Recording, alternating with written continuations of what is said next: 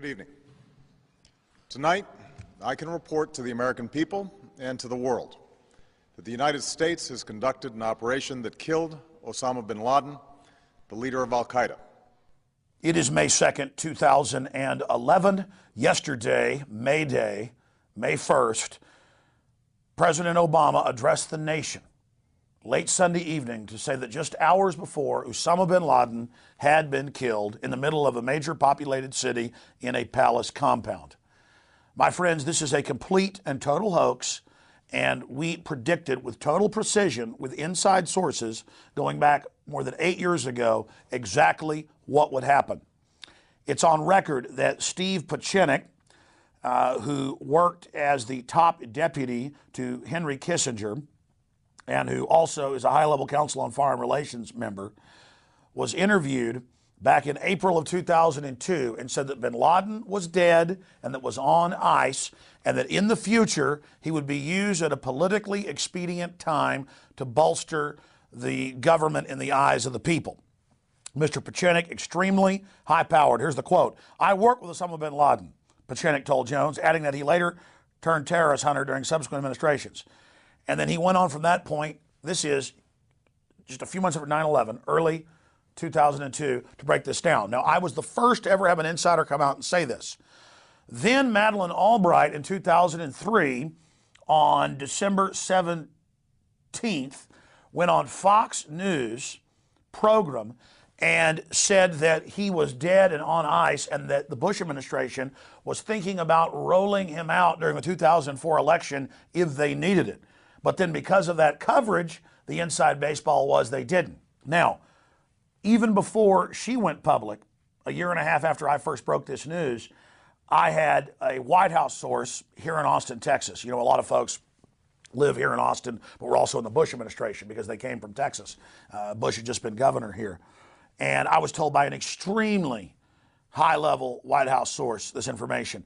Separately, I then confirmed through another White House source here in Austin through a separate party.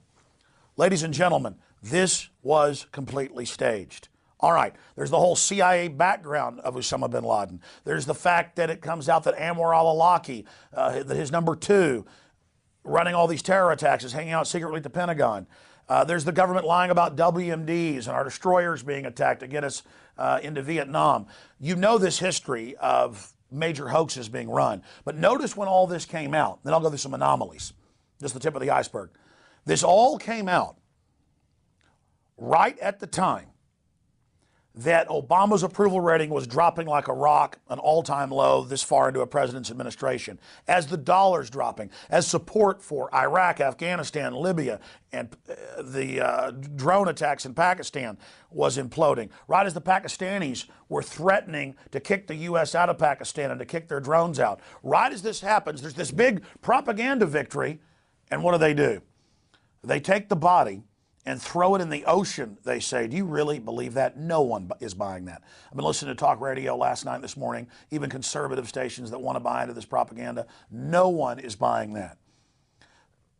They've thrown his body in, but don't worry, they have a DNA test, and they have a face scan so they know it's him. This is the same government where the CIA agents last year admitted in the Washington Post that they created fake bin Laden videos. This is the same government that's constantly caught lying. But conveniently, his body is now out in the ocean somewhere, buried at sea. But it gets worse. Last night, as soon as this was announced, it was all over U.S. TV, British TV, European papers, fake photos. And as soon as I saw it, I sent text messages to Paul Watson and others and said, look into this. This is the same fake bin Laden dead photo that's photoshopped of him that we saw years ago. And so digging into this, we've learned they claim that they've killed him 9 separate times. But obviously this is the big presidential announcement. They claim that they've killed other Al-Queda operatives over and over again. They're training you to accept this type of garbage. So we've got that information.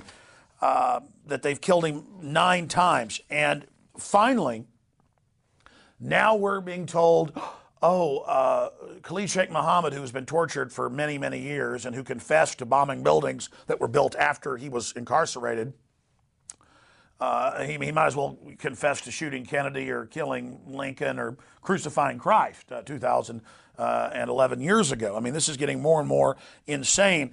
All the usual suspects, the Adam Gadon, the grandson of the former head of the ADL, the Zawahiri, all of them are running around saying, we're going to get you. And Khalid Sheikh Mohammed is saying from Guantanamo that if they kill bin Laden, nukes will go off. And then meanwhile, you've got our media reporting there could be 160 nukes. I mean, does anybody believe this? This is going to be used to launch more wars, to say, see, we're winning, and to have a bigger domestic crackdown to protect us from the terrorists hiding under every table.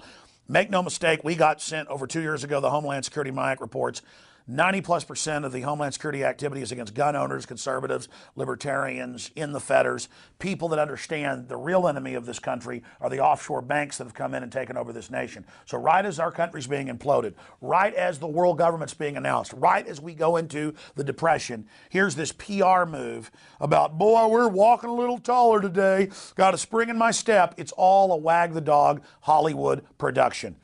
My friends, we'll continue to cover all the other developments. There's so much more at Infowars.com, on the live radio show, and the video feed at prisonplanet.tv. So continue to watch Infowars.com and prisonplanet.com. We've got about 1 million people roughly hitting the site an hour right now. This is the biggest news story we've ever been involved in, obviously, as the whole world is looking for answers to what's happened. But that's just some of the points, and more anomalies are coming out.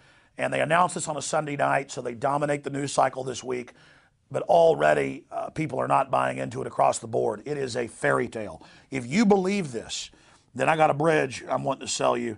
And I've got some oceanfront property in Arizona. Again, continue to be skeptical, continue to research, and understand that we have all the inside sources.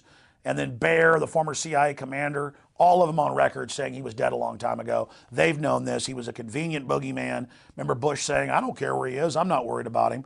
And now they're basically just announcing this to signify not the end of the war on terror, but to basically bring in false flag attacks or the threat of attacks as a pretext to relaunch and expand the police state that's been set up for the American people. Visit Infowars.com and PrisonPlanet.com. When you're on the site, you can also tune in 24 hours a day to my daily radio broadcast. There's also a free iPhone app to listen to the syndicated radio show when and where you want.